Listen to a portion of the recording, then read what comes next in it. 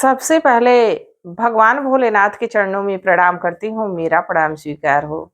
आदि शक्ति माँ भवानी गौरा के चरणों में प्रणाम करती हूँ, मेरा प्रणाम स्वीकार हो। सभी देवी देवताओं के चरणों में प्रणाम करती हूँ, मेरा प्रणाम स्वीकार हो। आप सभी गुरु भाई गुरु बहनों के चरणों में प्रणाम करती हूँ, मेरा प्रणाम स्वीकार हो। गुरु भाई गुरु बहनों, आप लोगों के साथ से, आप लोगों के सपोर्ट से महादेव की कथा और शिव शिष्यों तक पहुंचती है। तो आप लोगों से यही निवेदन है कि आप लोग कथा को ज़्यादा से ज़्यादा शेयर करिए, ताकि भगवान की कथा और शिव शिष्यों तक पहुंच सके। आप लोग अगर जो चैनल पे नए हैं तो चैनल को सब्सक्राइब कर लीजिए, ताकि जो भी वीडियो पड़े, जो भी कथा पड़े, वो आप लोगों तक आसानी से पहुंचे। कमेंट में महादेव का नाम जरूर लिखिए।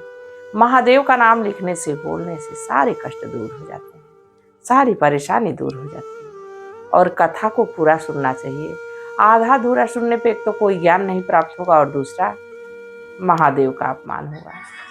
तो कथा को आप लोग पूरा सुना करिए। देखिए, सब इस समय में यही सोच रहा है कि खुशियां जाती तो जाती कहाँ है, क्योंकि हर कोई दुखित है। ऐसा जीवन है, ऐसा परिश्रम है कि हर कोई दुखी है। कोई ये नहीं कह सकता है कि मैं दुखी नहीं हूं। तो ये खुशियां जाती कहाँ? आप लोगों ने कभी इस बात को सोचा है? देखिए, एक भिक्षुक, एक भिक्षा मांगने वाला एक दिन एक किसान के दरवाजे पे पहुंचा भिक्षा मांगते हुए। किसान की पत्नी घर में रसोई बना रही थी। किसान के दरवाजे पे भिक्षुक पहुंचा। तो किसान की पत्नी कही अभी आ रही, क्योंकि वो रसोई बना रही थी, भोजन बना रही थी। तब तक अभी भिक्षुक उसके दरवाजे पे किसान के बैठा है। तब तक देखा कि किसान हल बैल लिए हुए आया, बैलों को खूंटे पे बांधा, हल को रखा, हाथ पैर धुला और बैठा एक जगह। तो उसका बच्चा खेलते हुए उसके पास आ गया। उसकी पत्नी थाल में भोजन परोस के लेके आई, पानी लेके आई। अब इस बात को वो भिक्षुक देखा तो सोचा, क्या इसका जीवन है, क्या मस्त जीवन है किसान का। एक देखो, हमारा भी कोई जीवन है। भिक्षा मांगता हूं, इंतजार करना पड़ता है, कोई देता है, कोई नहीं देता है, कोई भगा देता है। ये भी कोई जीवन है। जीवन तो किसान का है। देखो, खेत पे से आया, हाथ पैर धुला, इसके पास इसका बच्चा इसके पास आ गया खेलते हुए, इसके कांधे पे चढ़ रहा है, इसके पास आ गया। पत्नी कितना बढ़िया भोजन बना के ले आके दी। फिर थोड़ी देर बाद किसान की पत्नी उस भिक्षुक को भी 2 रोटी सब्जी दी। वहां से भिक्षुक चला गया। बाकी भिक्षुक यही सोचते हुए गया कि असल में जीवन तो किसान ही जी रहा है, कितना खुश है। अब भोजन कर लिया किसान, तो थोड़ी देर बाद अपनी पत्नी से कहा, भाग्यवान, हमारे बैलों की जो जोड़ी है, एक बैल उसमें से बूढ़ा हो गया है। मैं सोच रहा हूं कि साहूकार से कुछ धन ब्याज पे ले लूं, सूद पे ले लूं और एक बैल खरीद लूं नया, ताकि खेती करने में मदद हो जाएगी, अच्छे से खेती हो पाएगी। उसकी पत्नी कही कि जैसी आपकी मर्जी, जैसा आप ठीक समझिए। तो कहा कि ठीक है, मैं जा रहा हूं साहूकार के पास। अब किसान उठा और एक बड़े साहूकार के पास गया पैसा मांगने के लिए सूद पे, कि हमारा कुछ खेत गिरवी रख लीजिए, इसके बदले में हमको पैसा दे दीजिए। अब वहां घंटों बैठा रहा। सेठ का ध्यान इस पे नहीं ज्यादा आया, क्योंकि वो अपने काम काज में व्यस्त था। और देखा किसान कि थोड़ी थोड़ी देर पे कहीं ना कहीं से पैसे रुपए आ रहे हैं। तो किसान अपने मन में सोचने लगा, हमारा भी कोई जीवन है, वही धूल मिट्टी में खेती करना और किसी तरह अपने परिवार का खर्च चलाना, ये भी कोई जीवन है।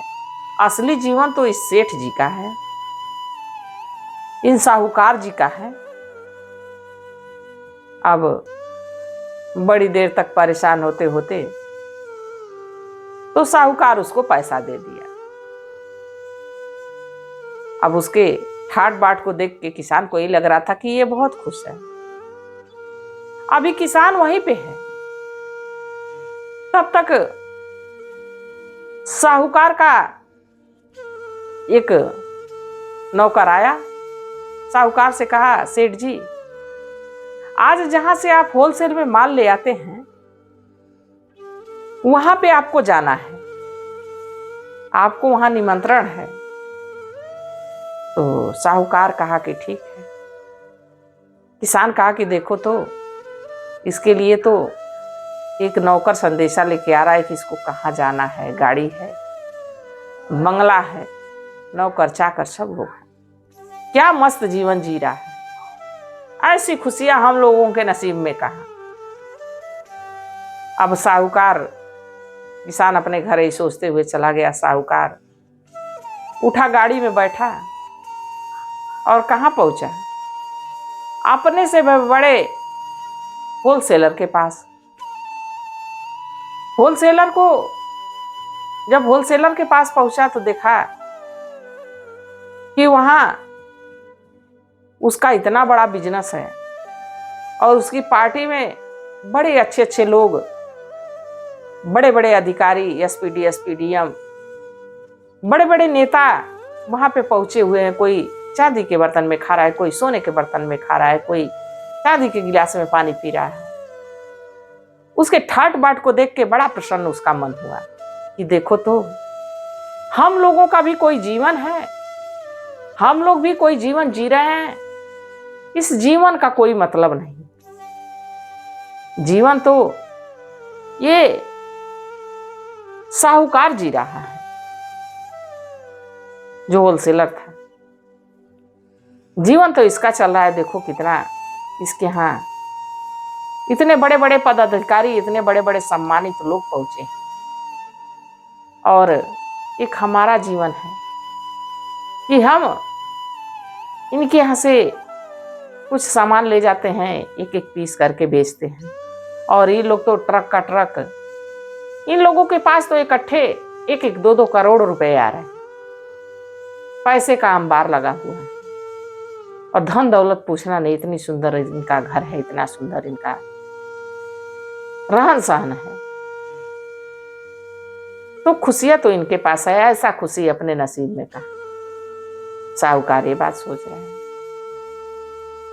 अभी पार्टी चली रही थी कि फोन बजता है। साहूकार फोन उठाते हैं, उधर से आवाज आती है कि आपके बिजनेस में 5 करोड़ का नुकसान हुआ है। साहूकार बीपी के मरीज थे, वो बेचैन हो जाते हैं, कभी इधर जाते हैं, कभी उधर जाते हैं, कभी खिड़की के पास जाते हैं, खड़े होते हैं। तभी उनके पास एक उनका नौकर आया, पूछा, सेठ जी आप क्यों परेशान हैं, क्यों इतना बेचैन लग रहे हैं? सेठ जी कहे, देखो मेरी तबीयत ठीक नहीं लग रही है, मेरे बिजनेस में बहुत बड़ा नुकसान हुआ है, इसीलिए मैं परेशान हूं। नौकर कहा कि सेठ जी छोटा मुंह बड़ी बात, इतना धन दौलत है कि थोड़ा सा इसमें से निकल भी जाए तो क्या फर्क पड़ता है। आपके पास किस चीज की कमी है कि इतने परेशान है? तभी सेठ जी खिड़की के बाहर एक नौकर से एक भिक्षुक को दिखाए। भिक्षुक लाठी लिए बड़ा मस्त नाच रहा था, गा रहा था, उछल रहा था, कूद रहा था। सेठ जी कहे कि ये भी कोई जीवन है, जो हम लोग जी रहे हैं ये भी कोई जीवन है। जीवन तो देखो भिक्षुक जी रहा है, कितना मस्त है, खा पी के बिल्कुल स्वस्थ है, और हमारे पास तो इतनी टेंशन है। तो नौकर के समझ में नहीं आया। नौकर कहा कि वो कैसे, आपके पास तो इतना धन दौलत, गाड़ी बंगला, कोठा अटारी सब कुछ है, उसके पास तो कुछ नहीं। तो कहे उसके पास कुछ नहीं है, इसीलिए तो उसको कुछ नहीं सोचना है। मान मर्यादा प्रतिष्ठा कुछ नहीं सोचना है। उसको बस अपने खाना है, अपने जीवन को मस्त मगन जीना है। और इधर जितना धन है उसको कहाँ संभाले, कैसे रखे, कहीं बर्बाद ना हो जाए, कहीं नुकसान ना हो जाए, किसको देना चाहिए, किसको नहीं देना चाहिए, हम क्या खाएंगे कि हम स्वस्थ रहेंगे, सोचते सोचते सोचते सोचते मन दुखित रहता है। तो नौकर कहा कि बात तो सही कह रहा है। तो देखिए, सबको ये लगता है कि सामने वाले का जीवन अच्छा है, सबको यही लगता है कि सामने वाले का जीवन अच्छा लगता है, बाकी हमारा जीवन सही नहीं। तो सबका अपना अपना एक नजरिया है, जो जिस हिसाब से है उसी में अगर जो भगवान पे भरोसा रख के, विश्वास रख के अपने जीवन को जिए तो उसका जीवन सुखमय रहेगा। सुख और दुख तो हमारे जीवन के दो ऐसे पहिया हैं कि एक के बिना एक अधूरा है। तो सुख दुख तो चलता रहता है। खुशियां सबके पास है, उसको देखने की, उसको जीने की जरूरत है। हमारे पास लाखों काम है, बहुत रुपए हैं, बाकी उसको हम खर्च कर रहे हैं, पैसे आते हैं खत्म हो जाते हैं, टेंशनें बढ़ जाती हैं। पर कभी हमने सोचा है कि जब हम हैं तो पैसा आ रहा है और पैसा जाने के लिए ही आ रहा है, उसी की वजह से हमारे जीवन में खुशियां आ रही, फिर भी हम संतुष्ट नहीं हैं। तो संतुष्ट होना चाहिए। जब आप संतुष्ट हो जाएंगे तो अपने आप खुशियां आएंगी। तो गुरु भाई गुरु बहनों, आप लोगों को कथा कैसी लगी जरूर बताइएगा। मैं भी महादेव से प्रार्थना करती हूँ कि हे भोलेनाथ, हे शिव गुरु, जो इस कथा को देख रहा है, सुन रहा है, सब पे अपनी दया दृष्टि बनाए रखिएगा, इसी कामना के साथ। हर हर महादेव। सबसे पहले भगवान भोलेनाथ के चरणों में प्रणाम करती हूँ, मेरा प्रणाम स्वीकार हो। आदिशक्ति माँ भवानी गौरा के चरणों में प्रणाम करती हूँ, मेरा प्रणाम स्वीकार हो। सभी देवी देवताओं के चरणों में प्रणाम करती हूँ, मेरा प्रणाम स्वीकार हो। आप सभी गुरु भाई गुरु बहनों के चरणों में प्रणाम करती हूँ, मेरा प्रणाम स्वीकार हो। गुरु भाई गुरु बहनों, आप लोगों के साथ से, आप लोगों के सपोर्ट से महादेव की कथा और शिव शिष्यों तक पहुंचती है। तो आप लोगों से यही निवेदन है कि आप लोग कथा को ज्यादा से ज्यादा शेयर करिए, ताकि महादेव की कथा और शिव शिष्यों तक पहुंच सके। अगर जो आप लोग चैनल पे नए हैं तो सब्सक्राइब कर लीजिए, ताकि जो भी वीडियो पड़े, जो भी कथा पड़े, वो आप लोगों तक आसानी से पहुंच जाए। कमेंट में महादेव का नाम जरूर लिखिए। महादेव का नाम लिखने से, बोलने से सारे कष्ट दूर हो जाते हैं। तो महादेव का नाम जरूर लिखिए। गुरु भाई गुरु बहनों, आज जो मैं आपको कथा सुना रही हूँ, ये कैसे शिव शिष्या की है, जिसको कितना समाज का ताना सुनना पड़ता है। देखिए, कुछ कुछ कभी कभी ऐसा समय आ जाता है कि लोगों के ताने से व्यक्ति इतना परेशान हो जाता है कि कहता है कि हे महादेव, हे भगवान, हे प्रभु, हम इस दुनिया में हैं क्यों? हमको इस दुनिया में भेजे किस लिए? क्या इस ताने को सुनने के लिए? तो कथा बड़ी ही सुंदर है, कथा को अंत तक देखिए। देखिए, एक शिव शिष्या थी, वो कुंवारे पर से शिव को गुरु बनाई थी, महादेव को अपना गुरु बनाई थी। शादी हुई, ससुराल आ गई। ससुराल में कोई पूजा पाठ नहीं करता था, कोई किसी भगवान को नहीं मानता था। और जब उनकी शादी होके आई तो उनके पति कुछ ही समय के बाद, 2 ही 3 महीने के बाद विदेश चले गए। और विदेश चले गए तो विदेश 3-4 सालों के बाद आए, विदेश से अपने पत्नी के पास। फिर 2-3 महीने रहे, फिर चले गए। ऐसे करते कराते 7-8 साल हो गया और उनको कोई संतान नहीं। तो घर वाले तो कुछ नहीं कहते थे, और इन्होंने भी इन गैपिंग में अपने परिवार के साथ बहुत अच्छा संबंध बनाया। पति के ना रहने पे सास ससुर की सेवा करना, जेठ जेठानी की सेवा करना, जेठ के बच्चों को देखना, अपने बच्चों की तरह देखरेख करना, सबका दिल जीत रखी थी। किसी ने कुछ कहा नहीं। पर देखिए, कभी कभी ऐसी बात होती है कि हमारे घर वाले तो हमको कुछ नहीं कहते, पर हमारे पड़ोसियों को, हमारे रिलेटिव को बड़ी परेशानी होती है। वो देख नहीं सकते हैं कि कैसे लोग खुश रह रहे हैं। तो उसी तरह वो जो शिव शिष्या थी, गुरु बहिना जो थी, उनको देख के उनके पास पड़ोस वाले अक्सर ताना मार दिया करते थे। उनकी सास को कह देते थे, देखो देखो तुम्हारी बहू बाज है, उसका कौन मुंह देख के जाए, कोई काम ना हो। अब 7-8 साल हो चुके थे। कभी कभी इनके मुंह पे भी गुरु बहिना को भी कह देती थी, अरे इसका मुंह देख के अगर जो उठ जाओ तो सुबह पानी तक नसीब ना हो। ये कष्टदायी बात बड़ा ही लगती है। जिसकी संतान नहीं होगी उसको ये बात पता होगी कि कितने करुणा भरी ये बात होती है, कोई बाज बाजिन कहे तो।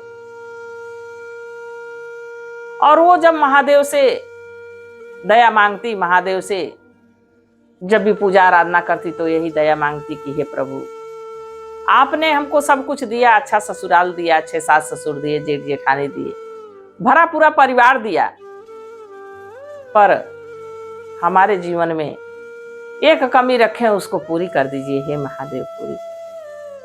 धीरे धीरे समय बीतने लगा। अब उनके पति विदेश छोड़ के नजदीकी में काम करने लगे।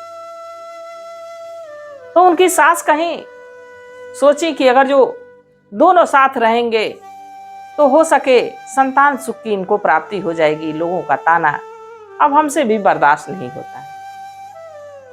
अब दोनों पति पत्नी एक साथ रहने लगे। कुछ दिनों बाद पता चला कि वो गर्भवती है।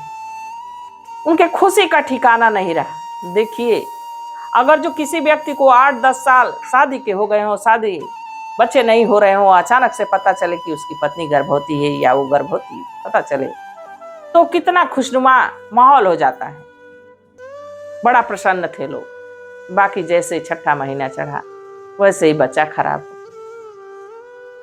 अब एक उम्मीद की किरण तो जगी थी कि फिर संतान हो सकती है। धीरे धीरे समय बीता। महादेव से दया मांगती रही।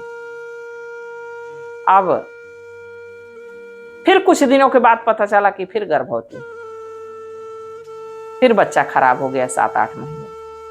अब ऐसे करते कराते उनको 4-5 बार बच्चे खराब हो गए। तो उनके ससुराल के लोग, जो आस पड़ोस के जो रिलेशन के लोग थे, कहते थे, अरे डायन है, ये कहां से बच्चे को जन्म देगी, बच्चा जन्म देने से पहले ही खा जाती है। आप ही लोग बताइए गुरु भाई गुरु बहनों, कोई मां अपने बच्चे को खा सकती है क्या? वो नहीं चाहती थी कि हमारा बच्चा हो। बाकी प्रभु की यही लीला थी, प्रभु को यही पसंद था। एक दिन अपने पति देव से कही कि मैं चाहती हूं, मैं सुनी हूं कि बाबा के दर्शन करने जाने से संतान की प्राप्ति होती है, मैं जाना चाहती हूं दर्शन करने। तो उनके पति भगवान को मानते नहीं थे, थोड़े कड़क स्वभाव के थे। कहे, नहीं, तुमको जाना नहीं है घर में से। अगर जो तुम चली गई तो समझ लेना कि आज से हमारा तुम्हारा रिश्ता खत्म। बेचारी डर के मारे नहीं निकली, बाकी तो मन भगवान पे लगा हुआ था। फिर एक बार कहीं उन्होंने फिर मना कर दिया कि तुम्हारा जिस दिन तुम घर से पैर निकाल दी और तुम चली गई दर्शन के लिए, उस दिन के बाद से हमारा कोई रिश्ता नहीं रह गया, हमारे साथ तुम नहीं रह सकती। अब बेचारी असमंजस में, इधर पति उधर भगवान, फैसला करे तो करे किस पे, विश्वास करे तो करे किस पे? पति पे करे कि मैं आऊंगी तो पति रख लेंगे, या भगवान पे करे कि मैं जाऊंगी तो भगवान जरूर हमारी गोद को भरेंगे। दोनों तरफ मन लगा हुआ था। एक दिन अपनी पति की बातों की अवहेलना करते हुए घर से निकल गए। अपनी जेठानी के साथ बाबा के दर्शन करने चली गई। वहां पे एक महात्मा जी थे। महात्मा जी कुछ भभूत उभूत दिए, इसके बाद कहे कि तुम्हारे 9 महीने के बाद जरूर तुम्हारे घर में खुशियां आएंगी, तुम्हारा योग बता रहा है। आप प्रसन्न होते घर आई, उनके पति कहे कि तुमको घर में कोई जगह नहीं, हमारे साथ रहने की जरूरत नहीं है। आज तक अगर जो तुम्हारे भगवान चाहे रहते तो तुम्हारे गोद में बच्चा रहता, पर जब भगवान चाहते नहीं तो उस भगवान के दर पे गई क्यों? तो कहीं देखिए जी, हमको अभी भी भगवान पे भरोसा है, जरूर हमारी गोद भरेगी। तो कहे कि हमको कोई विश्वास नहीं है, किसी भगवान पे विश्वास नहीं। तो कहे कि बस हमको 1 महीने का समय दे दीजिए, इसके बाद अगर जो कोई खुशखबरी नहीं होगी तो आप हमको घर से निकाल दीजिएगा, बिना कुछ कहे आप दूसरा विवाह कर लीजिए। अब किसी तरह अपने पति को मनाई, वो मान गए, घर में रहने लगी। देखिए महादेव की लीला, महादेव की कृपा कि ठीक 15 दिन के बाद उनकी तबीयत खराब हुई, चकरा के गिर गई, बेहोश हो गई। डॉक्टर बुलाया गया, डॉक्टर आया, नब्ज जब चेक किया तो बताया कि ये मां बनने वाली। तो ये तो नॉर्मली बात हो गई थी, अक्सर मां बनने वाली रहती थी, पर बच्चा तो खराब हो जाता था। उनके पति के चेहरे पे कोई खुशी का माहौल नहीं हुआ, कोई खुश नहीं हुए। पर जब गुरु बहिना जानी कि हम गर्भवती हैं तो उनको भगवान पे अटूट विश्वास हो गया कि हे प्रभु हमारी लाज रख दिए, आप हम पे भरोसा किए और हम भी आप पे भरोसा किए, हमारी लाज को रख दिए। अब हमारे पति हमको घर से नहीं निकाले। कहीं मैं कही थी ना कि मुझे 1 महीने रुकने दीजिए। देखिए भगवान का चमत्कार हो गया। उनके पति जोर से डांटे कि तुम्हारे भगवान का चमत्कार तो और भी पहले हुआ है, इतने बच्चे हुए, एक भी तो नहीं जीवित रहा, सारे तो दुनिया को छोड़ के चले गए। कहीं देखिए जितना समय लिखा रहता है उतने समय बाद ही खुशियां मिलती हैं। इस बार जरूर भगवान हमारी मनसा को पूरी करेंगे। उनके पति कहे कि चलो देखता हूं। धीरे धीरे धीरे धीरे 9 महीना बीता। 9 महीने के बाद खूब सुंदर सा बालक जन्म लिया। और जब बालक जन्म लिया तो उनके पति का, उनके घर वालों का खुशी का ठिकाना नहीं था। खूब मिठाइयां बंटवाए, सोहर गवाए, तरह तरह के उत्सव किए। तब गुरु बहिना कहीं कि सब कुछ तो हो गया, अब हमारे महादेव की शिव चर्चा हो जाए, हमारे महादेव की पूजा आराधना हो जाए, क्योंकि महादेव का ही फल है। तो उनके घर शिव चर्चा रखा गया। उसमें उनके पति भी कहे कि अब मैं भी शिव को गुरु बना लूंगा, अब मैं भी शिव आराधना करूंगा। पति पत्नी के जीवन में खुशियां आ गई। पूरा परिवार शिव को गुरु बना लिया, शिव की आराधना पूजा करने लगा। तो देखिए उनको विश्वास था, भरोसा था कि भगवान जरूर हमारी गोद भरेंगे, तो भगवान जरूर उनकी गोद भरेंगे। जब तक हमको विश्वास नहीं हो जाएगा कि इस मूर्ति में भगवान है, तब तक भगवान वहां नहीं होंगे। और जब हमको विश्वास हो जाएगा, देखिए प्रहलाद को विश्वास था कि भगवान आएंगे, भगवान खंबे को तोड़ के आए और प्रहलाद को बचा लिए, हिरण्याकश्यप को मार दिए। तो जब विश्वास हो जाए तो भगवान अवश्य आते हैं, और भगवान आए या ना आए, किसी ना किसी के जरिए हमारी मदद पक्का करा देते हैं। इसका प्रमाण मैं खुद हूं। हमारे पास कोई नहीं काम था, बिल्कुल पहले बहुत काम था, बिल्कुल अकेली बैठी रहती थी। बीच में ऐसा समय आ गया कि कोई काम ही नहीं था, बिल्कुल बेचैन रहती थी। और भगवान की दया से काम ऐसा मिला कि अब समय नहीं है, भगवान का नाम चल रहा है, तो इसलिए हमारा भी नाम आप लोगों के सामने प्रस्तुत है और मैं आप लोगों को कथा सुनाती हूं। तो इसका प्रमाण तो मैं खुद हूं। मैं बीमार रहती थी, परेशान रहती थी, मुझे रास्ता नहीं दिखाई देता था कि अब मैं क्या करूंगी। अब जितना जीवन बचा है वो सब व्यर्थ है। पर हमारे जीवन का अर्थ निकला। हमने महादेव को गुरु बनाया। आज महादेव की दया से, महादेव की कृपा से हम आप लोगों को कथा सुनाती हूँ, भगवान के गुणगान को गाती हूँ। और मैं सदा दया यही मांगती हूँ कि हे प्रभु, जब तक जीवित रहूं आपके नाम का गुणगान करती रहूं, आपके चरणों की सेवा करती रहूं, अपने गुरु भाई अपने गुरु बहनों से बात ऐसे ही करती रहूं। तो गुरु भाई गुरु बहनों, भगवान पे विश्वास और भरोसा बनाइए। जब आप विश्वास और भरोसा बना लेंगे तो कोई भी समस्या आएगी तो वो दूर हो जाएगी।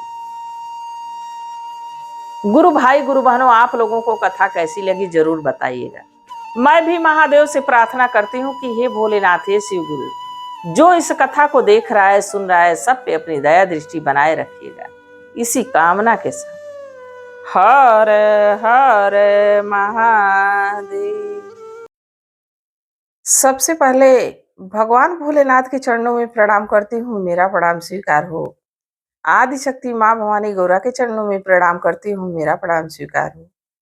सभी देवी देवताओं के चरणों में प्रणाम करती हूँ, मेरा प्रणाम स्वीकार हो। आप सभी गुरु भाई गुरु बहनों के चरणों में प्रणाम करती हूँ, मेरा प्रणाम स्वीकार हो। गुरु भाई गुरु बहनों, आप लोगों के सपोर्ट से, आप लोगों के साथ से महादेव की कथा और शिव शिष्यों तक पहुंचती है। तो आप लोगों से यही निवेदन है कि आप लोग कथा को ज्यादा से ज्यादा शेयर करिए, ताकि महादेव की कथा और शिव शिष्यों तक पहुंच सके। अगर जो आप लोग चैनल पे नए हैं तो सब्सक्राइब कर लीजिए, ताकि जो वीडियो पड़े, जो कथा पड़े, वो आप लोगों तक आसानी से पहुंच जाए। कमेंट में महादेव का नाम जरूर लिखिए। महादेव का नाम लिखने से, बोलने से सारे कष्ट दूर हो जाते हैं, सारी परेशानी दूर हो जाती है। तो महादेव का नाम जरूर लिखिए। देखिए गुरु भाई गुरु बहनों, भगवान बेटा और बेटी सबको तो देते ही हैं, पर जिसको बेटी दे देते हैं उसकी मन की लालसा होती है कि एक बेटा भी रहता। बेटियां बेटों से ज्यादा समझती हैं अपने माता पिता को, अपने मान सम्मान को, अपने घर को। बेटियां ज्यादा केयर करती हैं, पर सारे माता पिता की यही मनोकामना रहती है, यही इच्छा रहती है कि एक बेटा जरूरी है। क्यों? वंश चलाने के लिए। भले बेटा कितना हो दर्द दे, कितना हो दुख दे। और देखिए, समाज की एक रीति है कि 10 बेटों को हम अपने घर रख लेंगे, पर एक ही बेटी को दूसरे के घर पाल पोस के बड़ा करो, पढ़ाओ लिखाओ, और दूसरे के घर दान कर दो। यही परंपरा है, यही रीत है कि 10 बेटों का गुजारा हो सकता है, पर एक बेटी का गुजारा नहीं हो सकता। देखिए, एक गांव में एक परिवार था। वहां 3 बहनें थीं, 3 लड़कियां थीं, लड़का कोई नहीं था। वो लोग शिव भक्त थे, पति पत्नी दोनों शिव भक्त थे। तो अपने माता पिता को पूजा पाठ करते हुए देख, जो छोटी छोटी नन्ही नन्ही लड़कियां उनकी थी, वो भी महादेव से अपनी नेह को लगाई हुई थी, महादेव की पूजा आराधना करती थी, महादेव को अपना गुरु बनाई। धीरे धीरे समय बीतने लगा। अब थोड़ी होशियार चालाक हो गई, कोई 5 साल की हो गई, कोई 7 साल की हो गई, कोई 8 साल की हो गई। तीनों समझदार हो गई। जैसे हर साल रक्षाबंधन का त्योहार आता है, वैसे ही रक्षाबंधन का त्योहार आया। तो जो छोटी वाली बेटी थी, वो अपने ताऊ जी के घर गई। ताऊ जी के घर उनको बेटा था। ताऊ जी के घर गई, कही, बड़े पापा, मैं राखी बांधने के लिए आई। उसके ताऊ जी, उसकी ताई जी कहे, तुम्हारे घर तो तुम बेटियां ही हो, तुम लोग की कहीं परछाई पड़ी तो हमारे बेटे पे संकट आ जाएगा, इसलिए नाना राखी नहीं बांधना है। ताऊ जी कुछ नहीं होगा, राखी बांधने दीजिए भैया को। नहीं नहीं, भगा दिए ताऊ जी। फिर अपने दूसरे वाले चाचा के घर गई, छोटे वाले के। चाचा चाचा भैया को राखी बांधने आए हैं। जब देखो तब मुंह उठा के चली आती हैं सब, पता नहीं कहां से 3-3 कुलक्षणियां जन्म ले ली। डांट के भगा दिए। रोते हुए घर आई। जो उससे 2 बड़ी बहनें थीं, अपनी बहन को रोते हुए देख के उन लोगों के भी आंखों में आंसू आ गए। वो लोग महादेव से यही कहने लगे कि हे प्रभु, हे महादेव, हम लोग आपको इतना पूजते हैं, इतना आपकी चर्चा करते हैं, इतना भजन करते हैं, इतना आपकी आराधना करते हैं, हमारा भी एक भाई रहता तो आज हम लोग भी कितने प्रसन्न रहते। दया मांग रही थी। धीरे धीरे समय बीता। एक दिन पता चला लड़कियों की उसकी मां गर्भवती है। सभी बड़ी प्रसन्न थी कि इस बार जरूर भाई होगा, इस बार हमारा जरूर भाई आएगा। महादेव की कृपा बहुत जल्दी हुई है, बाकी जो होनी है उसको कौन टाल सकता है। 9 महीने हुआ, फिर एक कन्या का जन्म हुआ। तीनों बच्चियों की आस टूट गई। फिर भी महादेव को पूजना नहीं भूली, महादेव को मनाना नहीं भूली, महादेव से दया मांगना नहीं भूली। 2 महीने वो लड़की जीवित रही जो पैदा हुई। 2 महीने के बाद इस दुनिया को छोड़ के चली गई। फिर भी दुख हुआ। देखिए बेटा बेटी कुछ भी हो, जब परिवार में आ जाता है तो उसकी मुंह उतना ही बढ़ जाती है। सबको बड़ा दुख हुआ, बड़ा कष्ट हुआ कि 2 महीने हमारे साथ रही, चली गई। अब तीनों बहन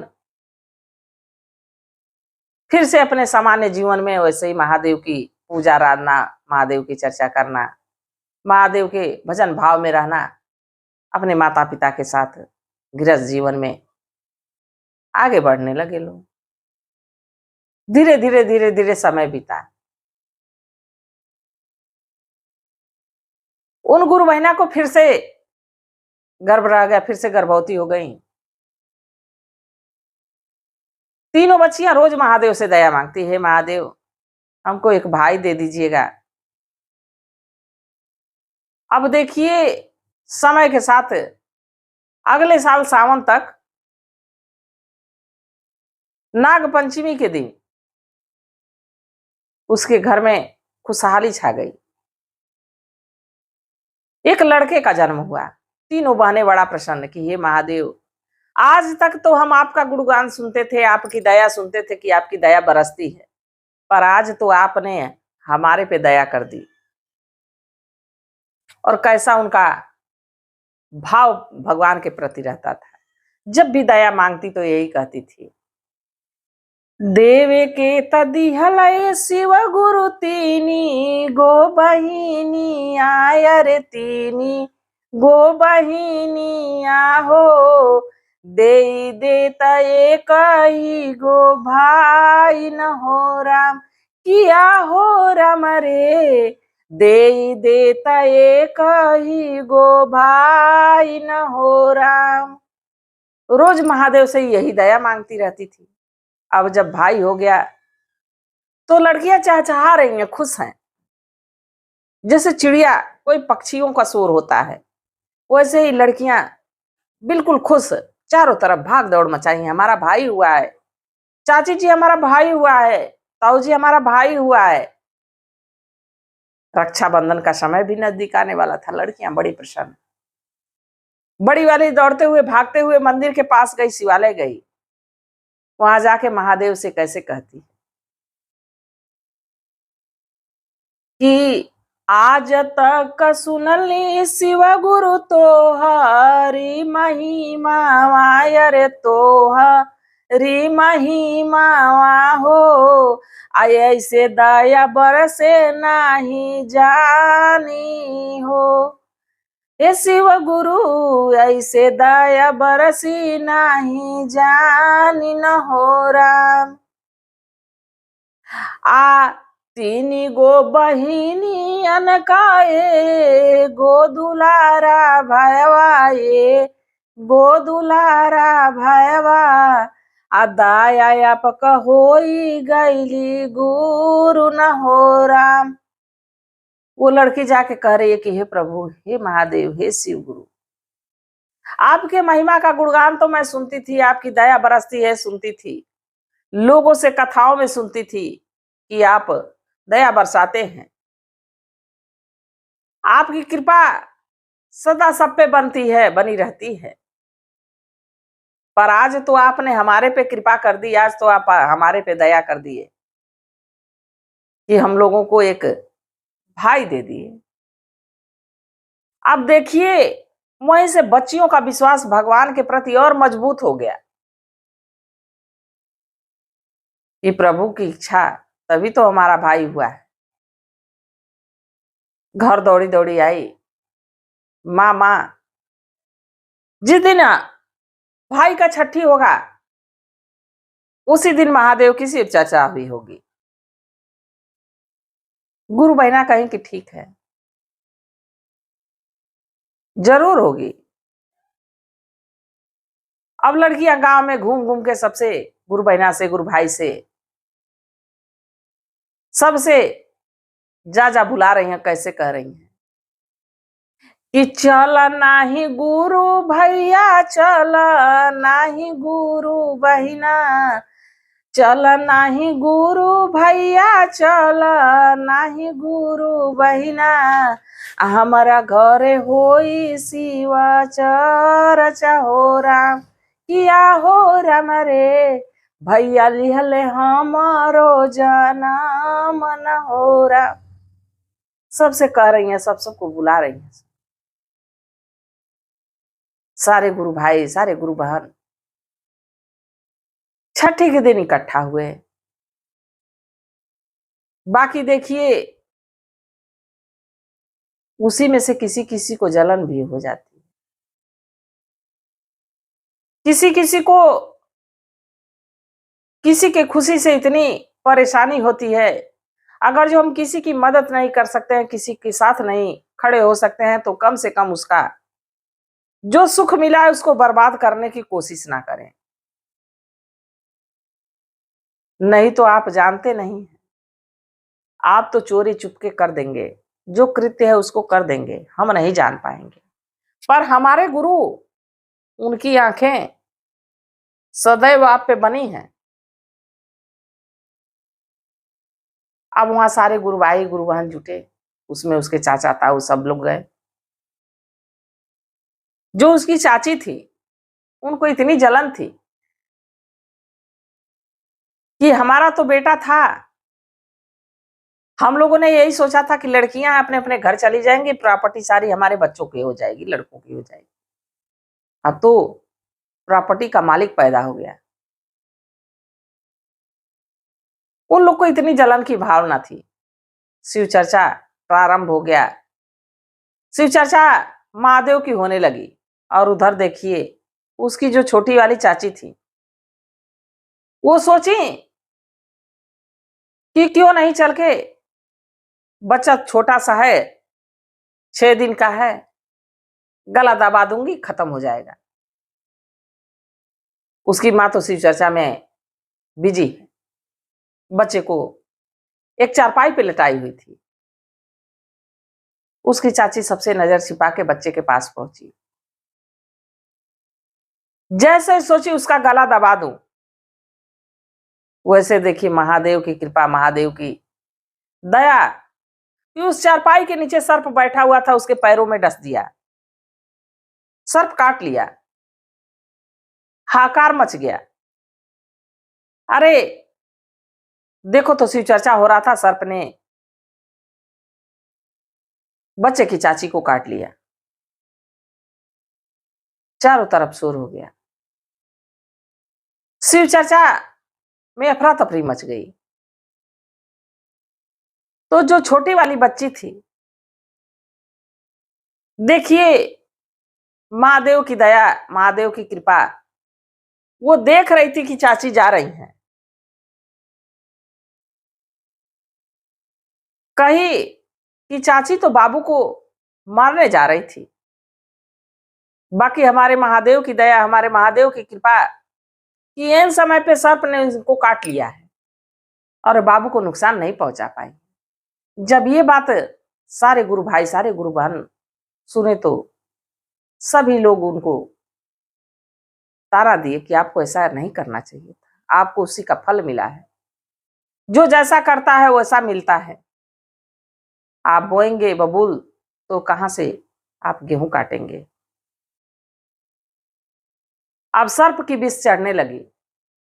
जब वो लग गया कि अब वो उसके प्राण निकल जाएंगे, तो देखिए प्राणों की मुंह अच्छे अच्छे लोगों से सच उगलवा देती। जोर जोर से चीख चीख के, चिल्ला चिल्ला के कहने लगी कि हे प्रभु, हे महादेव, आपकी महिमा मैं सुनती थी। आपके भक्तों को अगर जो कोई नुकसान पहुंचाए तो आप उसको नुकसान पहुंचा देते। हमें क्षमा कर दीजिए हे महादेव, मैं तो बच्चे को मारना चाहती थी। लोग उसके मुख से उसकी सच्चाई को सुन के दांतों तले उंगली दबाने लगे कि देखो तो इसकी हिम्मत। और कुछ देर में विष से मूर्छित हो गई। जो गुरु बहना थी, जो तीनों लड़कियां थी, महादेव से दया मांगती है कि हे महादेव, आपने तो हमारे भाई को हमको दिया, हम पे दया बरसाया, पर लोग यही कहेंगे कि उसके घर शिव चर्चा था तो उसकी चाची को सर्प ने काट लिया और मर गई। हे महादेव, दया करिए, कृपा करिए। और कैसे कहती हैं कि तोहरी दया से प्रभु चले संसारा वायर चले संसारा वाहो, आजु दया यही बरसावन हो राम, किया हो रम रे, आज दया यही बरसावन हो राम।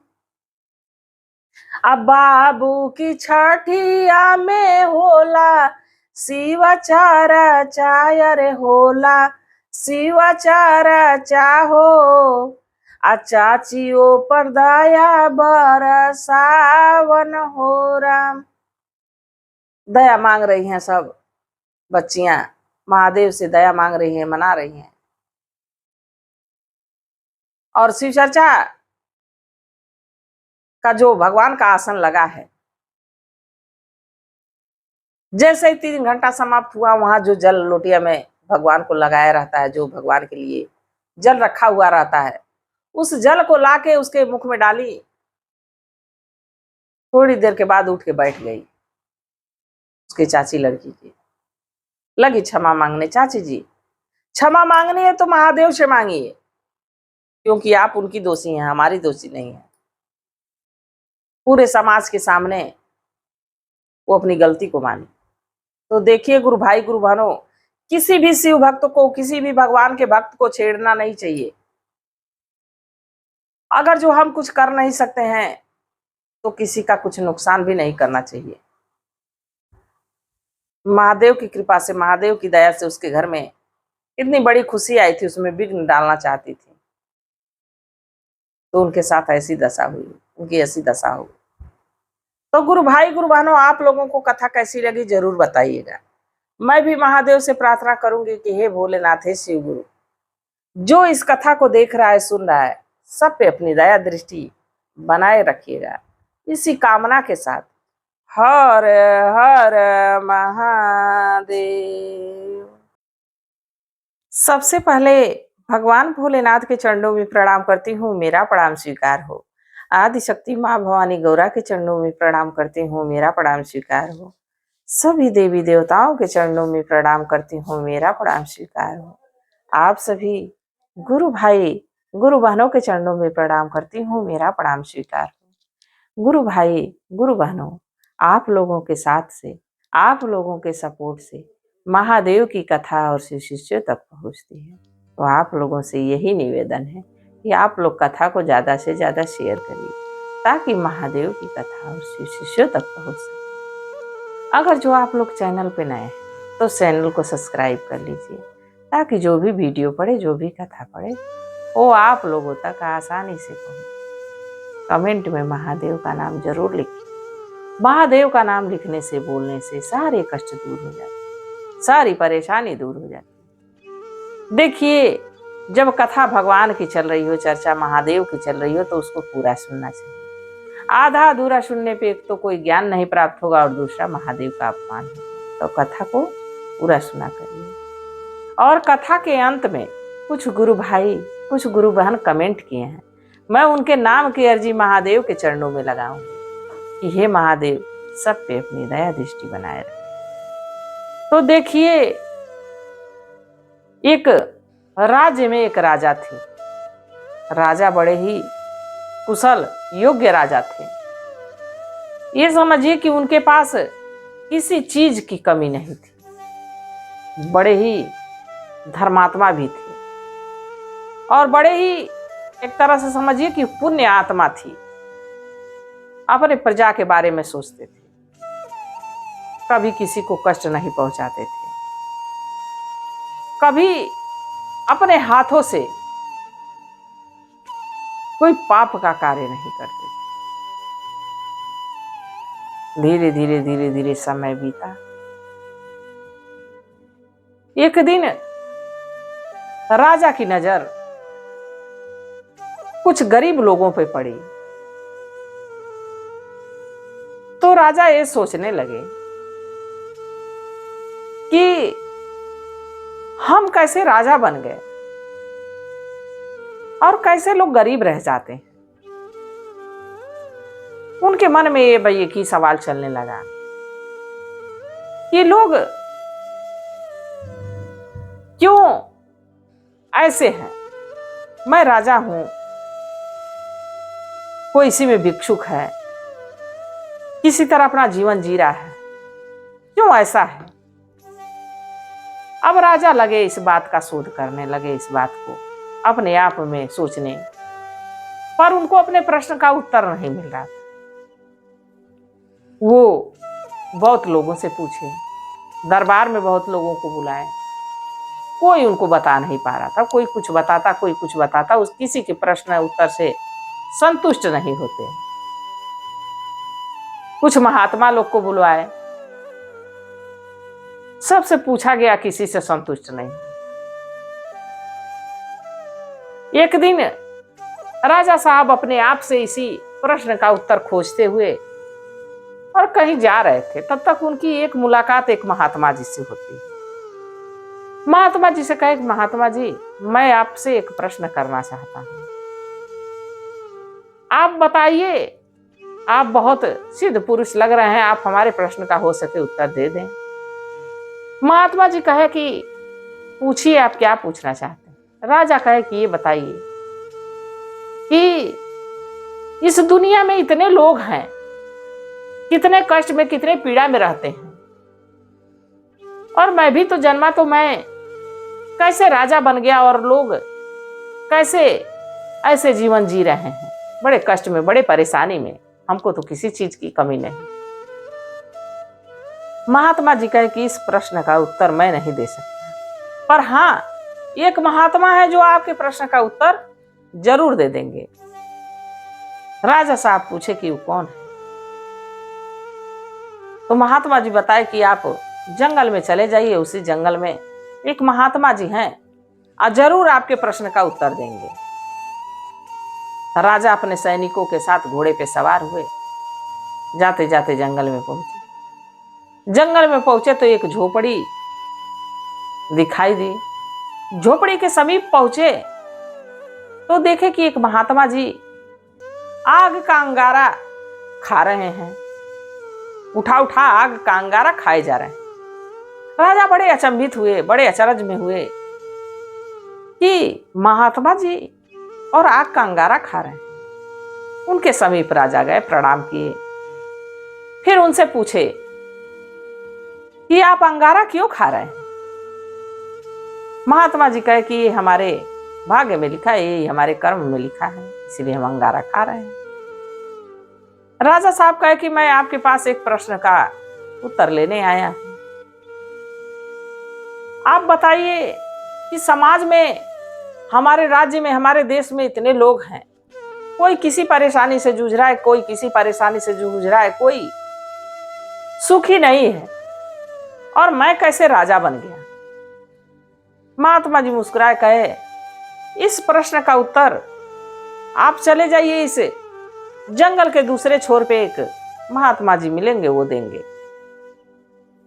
राजा फिर घोड़े के पीठ पे सवार हुए, फिर चल दिए। चलते चलते जंगल के दूसरे छोर पे पहुंचे। वहां पे गए तो महात्मा जी को देखे कि महात्मा जी अपने ही शरीर को नोच नोच के खा रहे हैं। राजा साहब बड़ा देख के दुखित हुए कि देखो तो, महात्मा जी को कुछ खाने के लिए नहीं मिल रहा है क्या, कि अपने शरीर को ही नोच के खा रहे हैं, मांस खा रहे हैं। महात्मा जी के समीप गए, महात्मा जी से पूछे, महात्मा जी ये बताइए आप ये मांस नोच के क्यों खा रहे हैं? महात्मा जी कहे कि यही हमारे भाग्य में लिखा है। राजा साहब कहे कि हमको आपसे एक प्रश्न करना है। आप ये बताइए कि हमारे राज्य में कितने लोग हैं, सब तरह तरह के दुख से दुखित हैं, सब कुछ ना कुछ परेशानियों में जूझ रहे हैं, और मैं कैसे राजा बन गया? तो महात्मा जी कहे कि ऐसा है कि इस प्रश्न का उत्तर एक गांव में एक बच्चा जन्म लेगा, और वो जन्मते आपको बताएगा कि इस प्रश्न का उत्तर क्या है। मैं नहीं इस प्रश्न का उत्तर बता सकता हूं। तो राजा कहे कि ठीक है। अब राजा वहां से घोड़े के पीठ पे सवार हुए, फिर चलते चलते चलते चलते उस गांव में पहुंचे। जब उस गांव में पहुंचे तो पता लगाए तो एक औरत को प्रसव पीड़ा हो रही थी। वहां रुके, फिर बच्चे के जन्म होने का इंतजार करने लगे। इंतजार करते करते करते करते कुछ देर बाद बच्चा जन्म लिया। राजा कहे कि मुझे बच्चे से कुछ प्रश्न करना। लोगों ने कहा कि अभी नवजात शिशु अभी तुरंत जन्मा है, ये क्या बताएगा? राजा लग रहा है पागल हो गया है।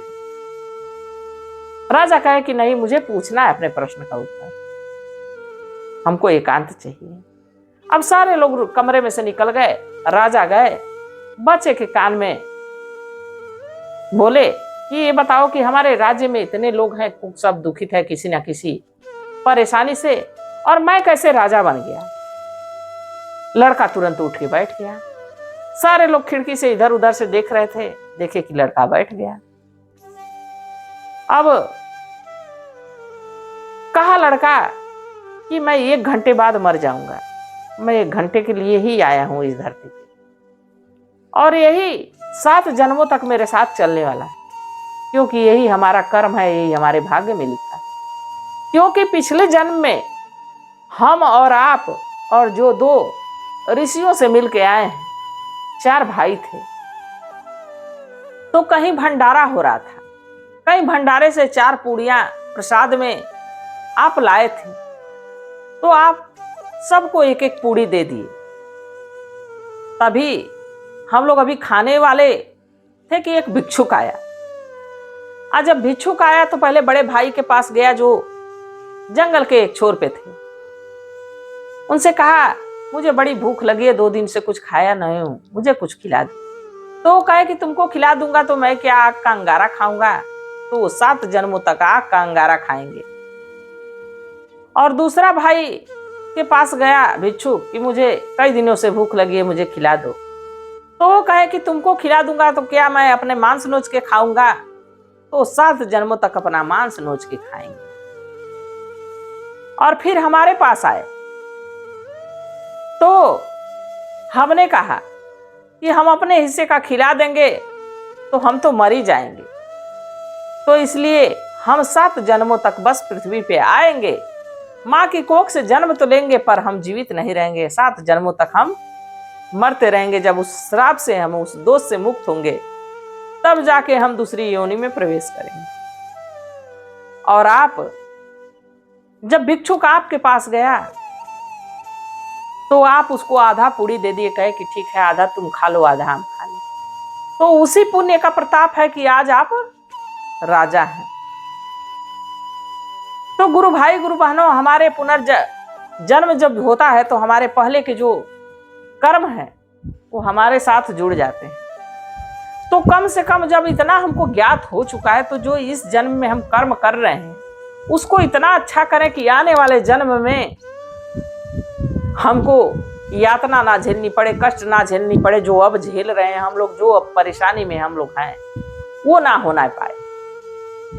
जब इतना ज्ञान हो गया है, मनुष्य हैं, जब कहीं ना कहीं से हमको ये ज्ञान प्राप्त हो गया है कि ये कार्य करेंगे तो हमारे जीवन में ऐसा घटना हो सकता है, तो ऐसा काम ना करें कि आने वाले समय में हमको परेशानी हो, हमको कष्ट हो। तो जैसा कि मैं कही थी, कुछ गुरु भाई कुछ गुरु बहन कमेंट किए हैं, मैं उनके नाम की अर्जी महादेव के चरणों में लगाऊंगी। प्रियांशु नागर गुरु भैया, कमेंट करने के लिए बहुत बहुत धन्यवाद।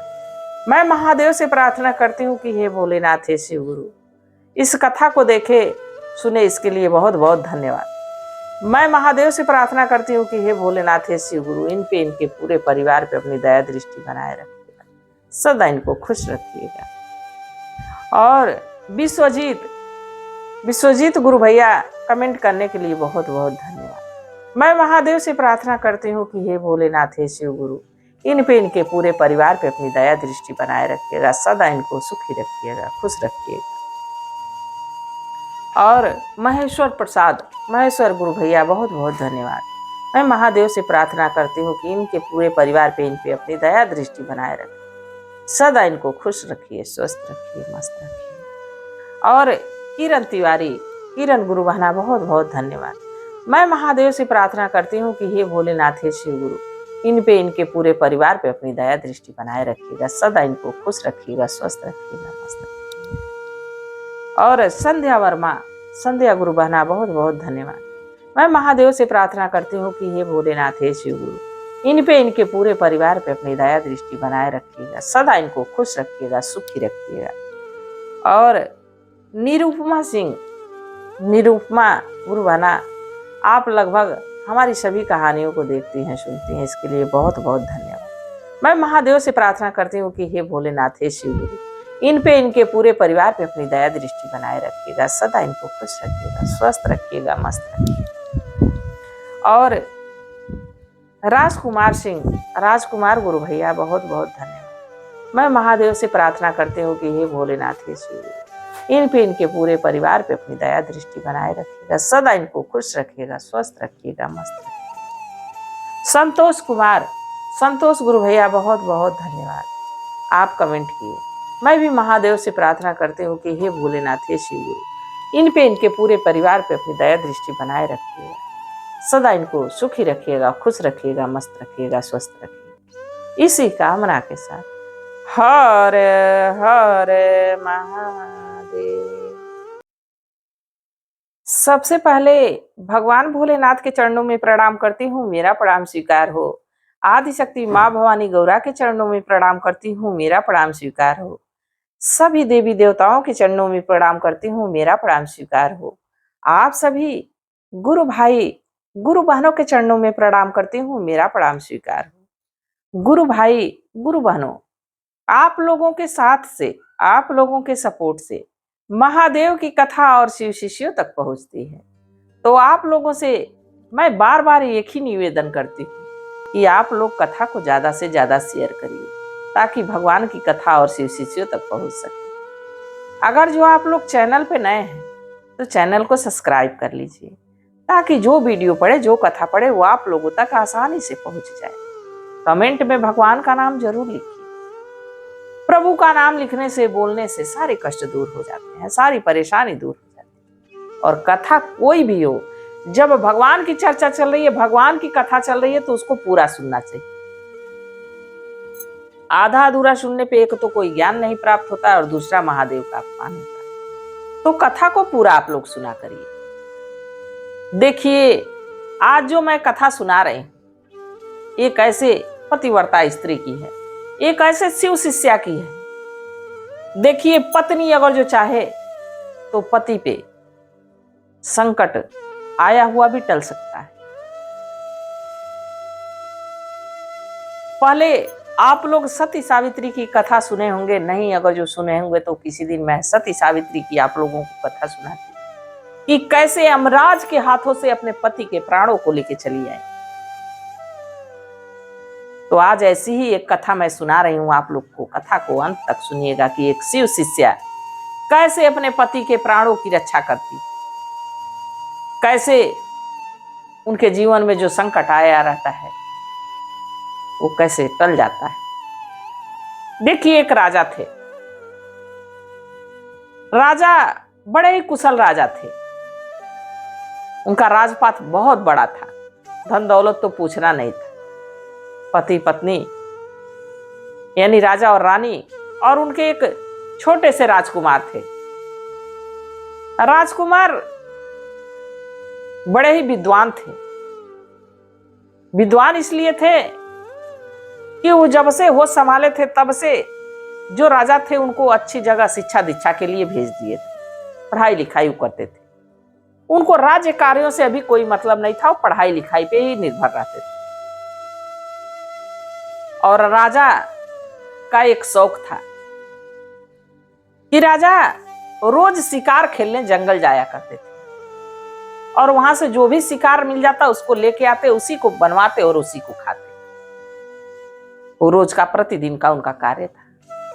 धीरे धीरे धीरे धीरे समय बीता। एक दिन राजा अस्वस्थ हो गए, बीमार हो गए, तो शिकार करने जा नहीं पाए। अब जो भोजन बनाते थे रसोइया वो रानी के पास आए। अब राजा साहब बीमार थे तो राजकुमार भी घर आ गए थे। रसोइया आए, रानी से पूछे, रानी साहिबा आज कौन सा भोजन बनेगा, क्योंकि आज तो राजा शिकार करने गए नहीं है, वो क्या खाएंगे। तो रानी कही कि जो भी है राजमहल में उसी को बना दीजिए, राजा वही भोजन करें। तब तक उनका जो नन्हा सा लड़का था राजकुमार कहा कि आगे चल के मुझे ही राजा बनना है, तो क्या मैं अपने पिता के लिए जो हमारे पिता खाते हैं मैं नहीं ला सकता हूं? मैं ला सकता हूं। रानी मना की कि अभी अस्त्र शस्त्र चलाना आप जानते नहीं हैं। जंगल में जाएंगे, बाघ शेर चीता वहां रहते हैं, आपको नुकसान पहुंचा सकते हैं। जंगली जानवर रहते हैं, आपको नुकसान पहुंचा सकते हैं। और दूसरी बात, 8 दिनों के बाद आपकी शादी निश्चित है, तो आप शिकार खेलने ना जाइए। राजकुमार जिद करने लगे कि नहीं मां, मैं राजा का पुत्र हूं, मैं एक योद्धा हूं, आगे चल के मुझे राज्य की जिम्मेदारी निभानी है, तो क्यों ना अभी से। पिताजी अस्वस्थ हैं, बीमार हैं, इस समय मैं पिताजी के साथ अगर जो कंधे से कंधा नहीं मिला के चला तो प्रजा वाले क्या सोचेंगे कि राजकुमार किसी काम के नहीं है। अब इतना बातों में उलझा दिए कि रानी उनको अनुमति दे दी। राजकुमार जंगल में पहुंच तो गए घोड़े पे सवार होकर। अब कभी तीर धनुष चलाए नहीं थे। तीर चलाते किसी पक्षी पे चलाते उड़ जाता, किसी पशु पे चलाते भाग जाता। अब ऐसे ही करते करते करते करते शाम होने लगी। उनको बड़ी जोरों की प्यास लग गई। तब तक उनको एक कुआं नजर आया। सोचे पहले चलूं पानी पी लूं, शिकार मिलेगा तो भी भला है, नहीं मिलेगा तो वो घर चलूंगा। कुएं के पास गए। जैसे ही वहां एक बाल्टी और डोर रखी हुई थी, जैसे कुएं से पानी निकाले वैसे ही एक सर्प फनफनाते हुए वहां आ पहुंचा और बड़ा ही विशाल सर्प था। फन निकाल के बैठ गया। कहा, राजकुमार मुझे बड़ी जोरों की प्यास लगी है, मुझे भी पानी पीना है। राजकुमार उसको देख के भयभीत हो गए। राजकुमार कहे कि देखिए, आपकी प्रवृत्ति ऐसी है कि आप किसी को भी डस लेते हैं, किसी को भी काट लेते हैं, तो मैं कैसे आपको जल पिलाऊं? मैं जल पिलाऊंगा और आप हमको डस लेंगे। तो जो सर्प थे वो कहे, नहीं, आप हमको जल पिला दीजिए, मैं आपको नहीं काटूंगा। अब देर तक दोनों लोगों में बातचीत होती रही। राजकुमार सोचे कि जब इतना कह रहा है सर्प कि नहीं काटेगा, तो लाओ इसको पानी पिला देता। अब पहले अपने पानी ना पी के पहले सर्प को पानी पी रहे हैं। और जैसे ही सर्प पानी पी लिया, कहा अब तो मेरी आत्मा तृप्त हो गई, अब तो मैं तुमको डसूंगा, तुम्हारे घोड़े को भी डसूंगा। अब राजकुमार कहे कि ये तो कोई इंसाफ हुआ नहीं, आपने कहा कि मैं नहीं डसूंगा, मैंने पानी पिलाया, आपके प्राण की रक्षा की, आपके प्राणों की रक्षा की, बचाई आपको, और आपने हमको ही खाने की बात करने रोकी। सर्प कहा कि हमारा विष इतना हमारे अंदर भरा हुआ है कि ये निकलने के लिए परेशान है, और जब तक मैं आपको डसूंगा नहीं तब तक मेरे अंदर का विष बाहर नहीं आएगा। अब राजकुमार बड़े परेशान। राजकुमार कहे कि ऐसा है कि आप हमको डस लीजिएगा, पहले चलिए किसी से फैसला करवा लिया जाए कि आपको हमको डसना चाहिए कि नहीं डसना चाहिए। नाग देवता कहे कि ठीक है, चलिए। जाते जाते कुछ दूर गए तो उनको एक गाय मिली। गाय से वो लड़का राजकुमार कहे कि ऐसा है, देखिए गौ माता, कि आपको एक हमारे बीच का फैसला करना है। ये जो हमारे साथ नाग देवता दिख रहे हैं, ये हमको काटने के लिए कहे, और हमने इनकी प्राणों की रक्षा इनको पानी पिला के की है। तो ये बताइए, हमारे प्राणों को संकट में इनका डालने का अधिकार है? गौ माता कहें कि बिल्कुल है। अब राजकुमार भयभीत। राजकुमार गौ माता से पूछे कि ऐसा क्यों? तो कहें कि मनुष्य ऐसे होते ही हैं।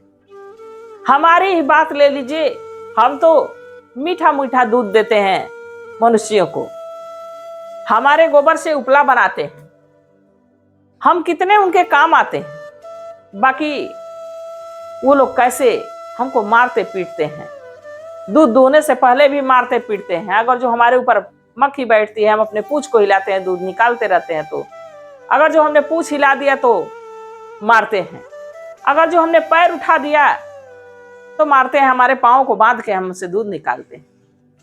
तो इसलिए सर्प देवता तुमको डसेंगे। राजकुमार कहे कि चलिए सर्प देवता, इनकी बात हमको समझ में नहीं आई, कुछ दूर और चलिए, किसी और से भी पूछ लेते हैं। आप चलते चलते चलते चलते कुछ दूर और पहुंचे तो वृक्ष एक मिला, बहुत विशाल वृक्ष था। उसकी छाया में राजकुमार जाके बैठ गए।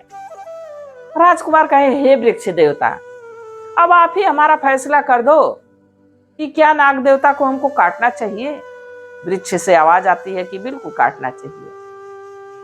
हम मनुष्यों को कितना फूल फल सारी सुविधाएं देता हूं, हमारे वजह से वर्षा ऋतु आती, छाया देता हूं, हवा देता हूं, फिर भी हमको लोग काट देते हैं। इसलिए तुमको सर्प देवता जल्दी काटे। अब इस बात को सुन के राजकुमार बिल्कुल भयभीत हो गए। फिर सोचे कि नाग देवता से ही क्यों ना कह लूं कि हमको थोड़ा समय दे दें। नाग देवता से राजकुमार कहे कि ऐसा है नाग देवता कि हमको 8 दिनों की समय दे दीजिए। देखिए 7वें दिन हमारी बारात जानी है, 8वें दिन हमारी पत्नी आ जाएगी, इसके बाद आप हमको 9वें दिन काट लीजिएगा, 8 दिन का हमको समय दे दीजिए। तो नाग देवता कहे कि ठीक है, चलो, जब तुम अपनी सहमति से कह रहे हो कि हमको काट लीजिए, तो मैं 8 दिन का तुमको समय दिया। राजकुमार कहे कि देखिए, हमारे माता पिता बड़े शौक से हमें उनके एक ही बेटा है, हमारी शादी निश्चित किए हैं, शादी हो जाने दीजिए, इसके बाद आप हमको डस लीजिएगा, काट लीजिए। राजकुमार जंगल से घर पहुंचे उदास मन से।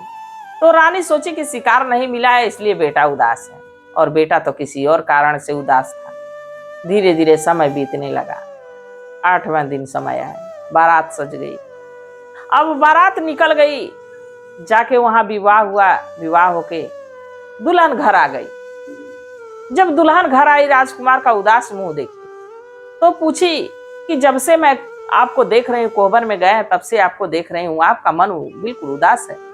क्या हम आपको पसंद नहीं हैं? क्या हमें आप चाहते नहीं हैं? तो क्यों हमसे विवाह किए? आप हमसे विवाह के लिए मना कर दिए रहते। राजकुमार कहे कि भाग्यवान, ऐसी बात नहीं, तुमको पाने के लिए, तुमको देखने के लिए मैं समय मांगा था अपनी मृत्यु से। तो रानी कहे कि ऐसा क्या? राजकुमार कहे कि देखो, आज रात किसी तरह बीत जाए, कल हमको सर्प देवता आएंगे और काट देंगे और हम इस दुनिया को छोड़ के चले जाएंगे। राजकुमारी कही कि ऐसा क्यों?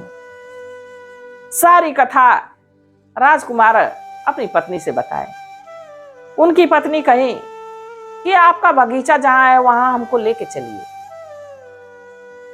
अब राजकुमार अपनी नई नवेली दुल्हन को वहां लेके पहुंचे। वो जो दुल्हन थी शिव भक्त थी, लगी महादेव से दया मांगने और बाग बगीचे के सारे फूल तोड़ डाली। अपने हाथों से एक एक एक एक फूल चुनी, ढेर सारा फूल तोड़ी। कही ये बताइए, जो सर्प देवता की मान है, जो बिल है जिसमें रहते हैं, वो कहाँ पे? अब जंगल में राजकुमार लिवा के गए। अब उस बिल के सामने से फूल को बिछाते हुए राजमहल तक बिछाते हुए फूल को पति पत्नी चले आए।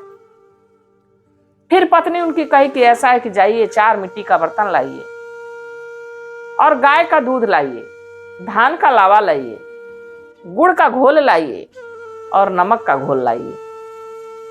अब देखिए गुरु भाई गुरु बहनों, दरवाजे के सामने पहले दूध रखी, फिर गुड़ का घोल रखी, फिर लावा रखी, फिर नमक का घोल रखी। इसके बाद अब देखिए चुपचाप दोनों पति पत्नी बैठ के नाग देवता का इंतजार करने लगे 9वें दिन।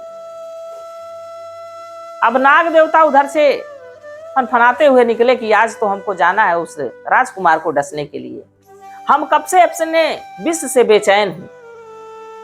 नाग देवता निकले। जब बिल से बाहर निकले तो फूलों से रास्ता सजा हुआ था। फूलों पे चलते हुए, नरम बिस्तर पे चलते हुए जा रहे हैं। कह रहे हैं कि जो हमारे रास्ता को इतना सुखद बनाया है वो सदा सुहागिन रहे, उसका सुहाग सदा अमर रहे। नाग देवता आशीर्वाद देते हुए चलते जा रहे हैं और चलते चलते राजमहल के गेट तक पहुंच गए। फूल बिछाए बिछाए। नाग देवता सोचने लगे कि ये कौन ऐसा किया है। फिर इसके बाद देखे कि दूध कटोरी में रखा है। नाग देवता उसको पी लिए। फिर देखे कि गुड़ का घोल बना है, उसको भी पी लिए। देखे लावा धान का रखा है, उसको भी खा लिए। फिर नमक घोल बना के रखा हुआ था, उसको भी पी लिए। अब पहुंचे, जब देखे कि राजकुमार बैठे हुए हैं तो कहे कि अब तुम्हारी सीमा समाप्त हुई, अब मैं तुम्हें डसूंगा। राजकुमारी कहे कि हे नाग देवता, हाथ जोड़ के खड़ी हो गई कि हे नाग देवता, आपकी सेवा में मैंने कोई कमी नहीं छोड़ी। आप हमारे सुहाग को लेके चले जाएंगे। अभी तो हमारी चुन्नी भी मैली नहीं हुई, अभी तो हमारे हाथ की मेहंदी भी नहीं छूटी, हमारे पांव के महावर भी नहीं छूटे, हमारा सिंदूर मलिन नहीं हुआ, और आप हमारे पति को लेके चले जाएंगे। हम किसके सहारे रहेंगे, किसके सहारे जिएंगे? नाग देवता कहे कि बेटी, तुमने तो हमारी सेवा की, पर हमारा वादा तो पहले से था। तो फिर नाग देवता सोचे कि मैं तो इसको सदा सुहागिन रहो का आशीर्वाद भी दिया हूं। अब सोचते सोचते नाग देवता इतने प्रसन्न थे, कहे बेटी, तुम हमारी इतनी सेवा की हो कि मैं तुम्हारे सामने क्या कहूं, पर हम तो वादा कर चुके हैं, हम तो डसेंगे। तब वो लड़की कही, जो राजकुमारी थी, वो कही कि मैं भी पतिव्रता हूं, मैं भी आपको श्राप दे दूंगी तो आप खंड खंड हो जाएंगे, आप केचुल नहीं छोड़ पाएंगे, आपका पूरा जीवन जो है, पूरा शरीर आपका गल गल के सड़ सड़ के गिरेगा। आप हमारे दूध को पिए, आप हमारे लावा को खाए, आप हमारे घोल गुड़ को पिए, नमक वाला घोल। नमक का मोल तो सभी लोग चुकाते हैं, दूध का मोल सभी लोग चुकाते हैं, तो आपने तो सारे रिश्ते नाते को तोड़ दिए। आपको हमारे पति को ले जाना है तो ले जाइए, पर मैं भी आपको श्राप दे दूंगी। नाग देवता तुरंत वहां फन फैला के खड़े हुए, बिटिया हमें क्षमा कर दो, हम अहंकार में हो गया था कि मैं विषैला हूं और मैं किसी को कभी भी काट सकता हूं। तो हमें क्षमा कर दो, हमें श्राप मत देना भी, नहीं तो तुम पतिव्रता हो, नहीं नवेली दुल्हन हो, तो हमारा श्राप लग जाएगा, तो हमारा नागवंश समाप्त हो सकता है, इसलिए तुम हमको श्राप मत देना। तो गुरु भाई गुरु बहनों, कैसे चतुराई से राजकुमारी अपने पति को बचा ले, अपने पति के प्राणों को बचा ले। राजकुमार भी बड़ा अपनी पत्नी के चतुराई पे प्रसन्न हुए। अपनी पत्नी से पूछे कि तुमको इतनी बुद्धि, इतना ज्ञान आया कहां से? वो कही, मैं शिव शिष्या हूं। महादेव जो कालों के काल हैं, जो भूतों के भूत हैं, वो कैसे हमारे सुहाग को उजाड़ने दे सकते थे? उन्होंने हमारी मदद की, उन्होंने हमारा साथ दिया। तो गुरु भाई गुरु बहनों, आप लोगों को कथा कैसी लगी जरूर बताइएगा। मैं भी महादेव से प्रार्थना करूंगी कि हे भोलेनाथ, हे शिव गुरु, जो इस कथा को देख रहा है, सुन रहा है, सब पे अपनी दया दृष्टि बनाए रखिएगा, इसी कामना के साथ।